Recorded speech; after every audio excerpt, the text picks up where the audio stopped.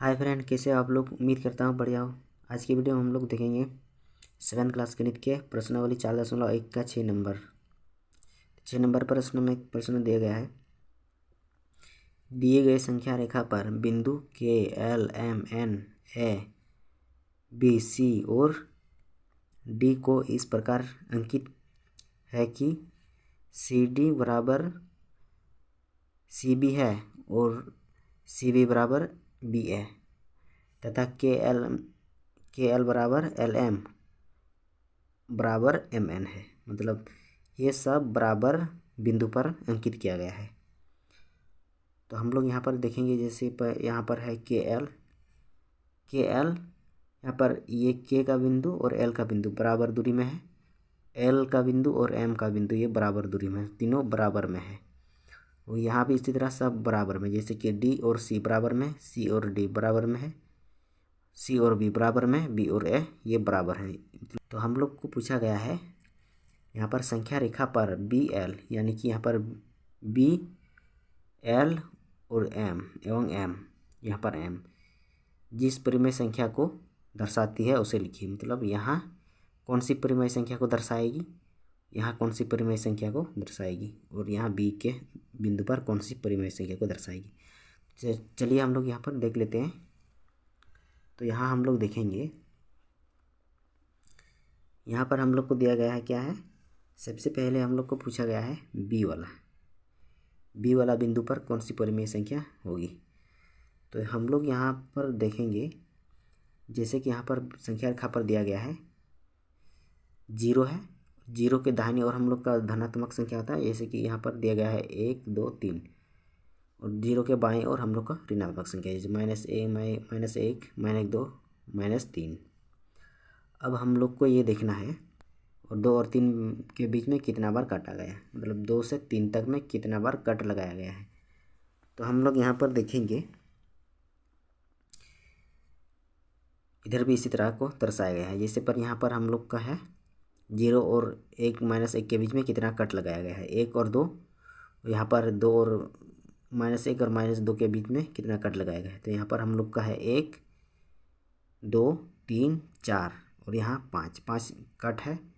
तो हम लोग यहाँ पर, जैसे यहाँ ये वाला बिंदु और ये वाला बिंदु बराबर होगा और ये वाला बिंदु और ये वाला बिंदु बराबर होगा और यहाँ का बिंदु और यहाँ का बिंदु बराबर होगा। जो 1 2 3 4 ये सब बिंदु बराबर भागों में बांट दिया गया है और इसके बीच में एक फिर बिंदु खींचा गया है। इसका मतलब है इसके बीच में एक बिंदु है, तो हम लोग इसके और इसके बीच में भी एक बिंदु खींच सकते हैं। तो यहाँ पर हम लोग यहाँ खींच सकते हैं यहाँ पर, और यहाँ भी हम लोग खींच सकते हैं। तब हम लोग का बराबर भागों में इसको बांट सकते हैं। तो हम लोग यहाँ पर देखेंगे बी को कैसे कैसे दर्शाया गया है। तो यहाँ हम लोग देखते हैं कैसे क्या था। जैसे हम लोग सिर्फ यहाँ का बिंदु को देखेंगे, तो यहाँ पर हम लोग का -1 था और यहाँ पर -2 है। तो यहाँ हम लोग को दिया गया है, यहाँ पर एक दाग है। इसके बाद यहाँ हम लोग को दिया गया था, यहाँ पर एक दाग था और यहाँ पर एक दाग है, इसको बांट दिया गया है। और इसके बीच में जो बी है, यहाँ पर है बी।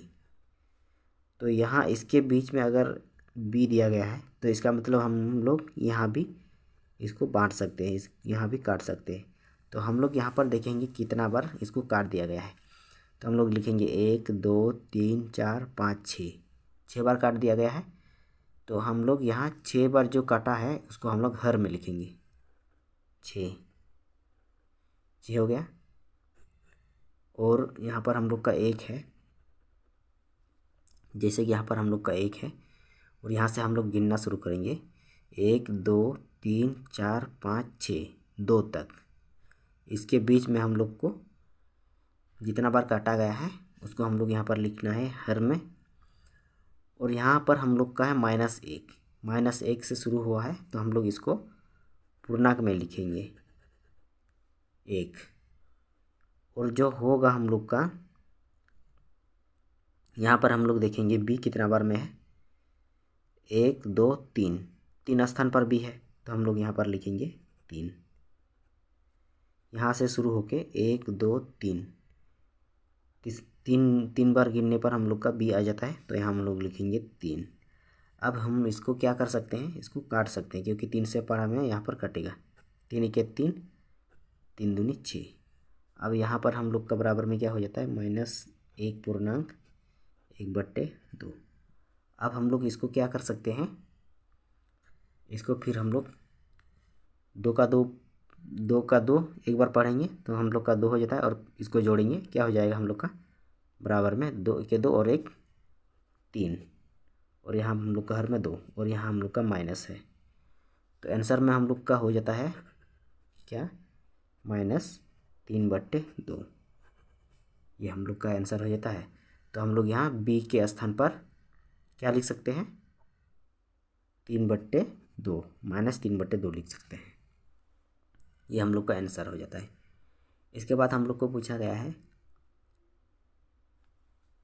क्या पूछा गया है, एल के स्थान पर कौन सी परिमेय संख्या होगी। तो यहाँ हम लोग लिख सकते हैं 1 और 2 के मतलब 0 और 1 के बीच में कितना बार काटा गया है, 1 2 3 बार।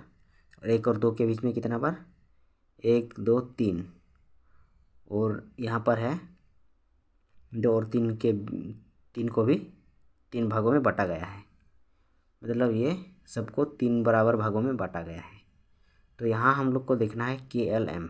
तो यहाँ हम लोग को पूछा गया है L। तो L का क्या होगा, हम लोग को जहाँ पर देखना है, यहाँ पर क्या है 2 से आगे है, मतलब 2 से बड़ा है, तो हम लोग यहाँ पर लिखेंगे 2। और पूर्णांक में क्या है, जितना बार काटा गया है उतना बार हम लोग यहाँ पर लिखेंगे 1 2 3, तो हर में 3 लिखेंगे। और L कितना बार में है, कहाँ पर है, L पहला स्थान में है, मतलब हम लोग यहाँ पर 1 लिख सकते हैं। 1 लिखें।